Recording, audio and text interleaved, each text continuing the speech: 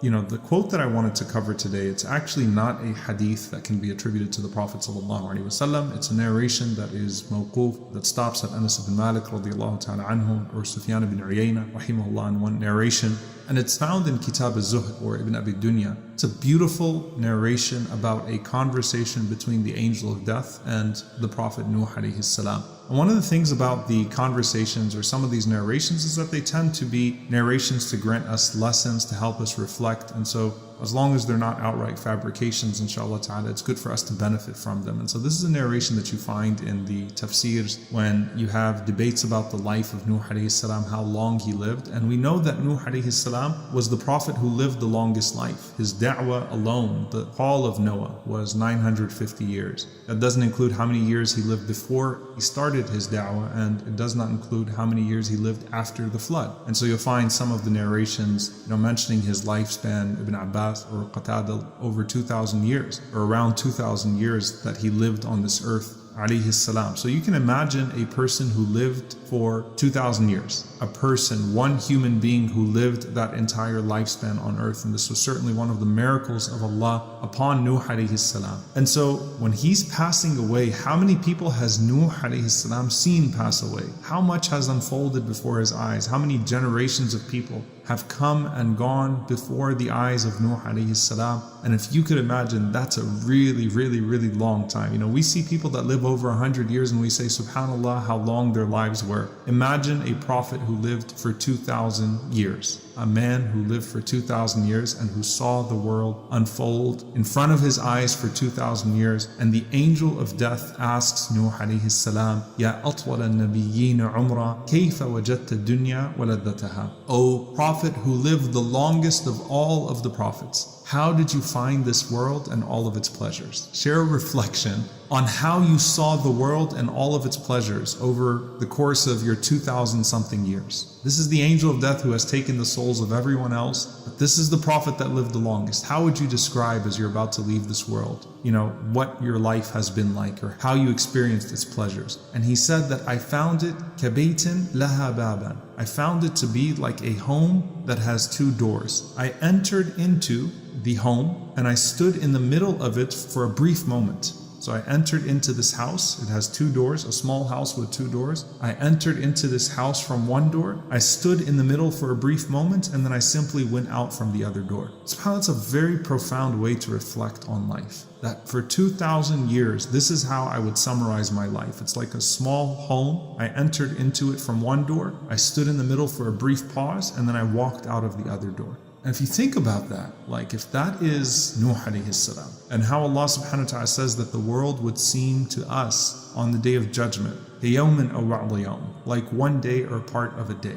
And how we really reflect on the shortness of life, not in a way that depresses us, or not in a way that says, well, you only have one life to live, so you might as well make the most of it. Not in that way. But there's something where Nuh alayhi salam alludes to in this statement that's attributed to him. Again, it's not a hadith, but this powerful narration, that unless you really understand that just as you entered into this house and you cannot recount anything that came before it, but you certainly did not originate from nothing. Your origins are not in this world. You did not originate here. Your body has originated here, but your soul did not originate here. You existed before this, and your miraculous entry into this world from a place that you cannot see, from a realm that you cannot describe in any way whatsoever, then how are you going to fully appreciate that you are about to transition into another realm that you cannot see or describe except by what has been described to us through divine revelation? How are you to be able to describe that? Right? How can you really appreciate that you're about to go out of this door if you don't really understand that you came in through a door as well? And this is why when we talk about our birth, right, none of us can recount our birth. No one of us can remember being born. No one of us can remember the moments at the hospital. We know that we were miraculously brought into this world because now as adults we see other people take that miraculous journey, whether it's our own children or other people that originate from nothingness and become full human beings. So we see other people born into this world, and because we see other babies come into this world, we have a certainty of it, right?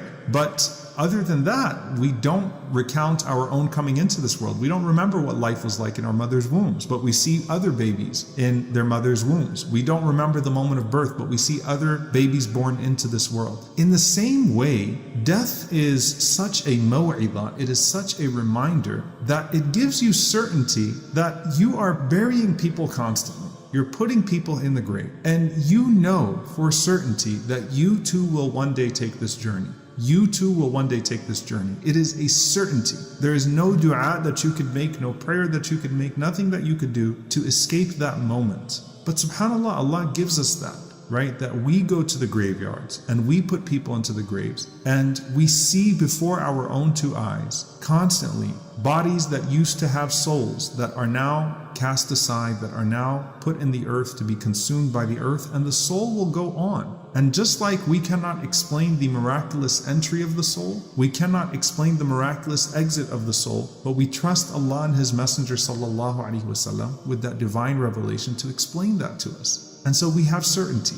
We have certainty in the miraculous entry from what we see, and we have certainty in the exit from what we see. But what comes before that door that we entered into and that door that we exit out of, that is where our soul continues. That's where our soul continues. And that's where the pleasure of Allah subhanahu wa ta'ala is the only thing that counts and the only thing that can carry us forward. So subhanAllah, I was just reflecting on that saying of Nuh alayhi salam, because it was just so quick, right? You bury one person, move on to the next, bury the other person. And it's just like a hospital where babies are being brought in and then they're being put in the ward. If you've ever seen where all the babies are, and people look at their babies and you point them out. And subhanAllah, just like that, people are burying and burying and burying. And just like they came in, they go out. And if Nuh alayhi salam, having seen the equivalent of 2,000 years, says life was like a small house entering into one door and exiting out of the other door, and it was just a brief pause in the middle of that house. What does that mean for us? And how much do we reflect on how we make the most of our true existence and our true purpose that is not confined to this house and not confined to this body that carries the soul? So may Allah subhanahu wa ta'ala have mercy on us all, on our loved ones. May Allah subhanahu wa ta'ala forgive us all for our shortcomings. May Allah subhanahu wa ta'ala allow that which awaits us in the hereafter to be better than that which is in this life. May Allah subhanahu wa ta'ala allow us to enter into paradise without any form of questioning, without any form of punishment, without any hardship. May He allow our eternity to be a pleasing eternity, a beautiful eternity, and may He allow it to culminate in the presence of the prophets and the righteous and the martyrs in the highest level of Jannat al-Firdaus around our beloved sallallahu alaihi wasallam. Allahumma ameen.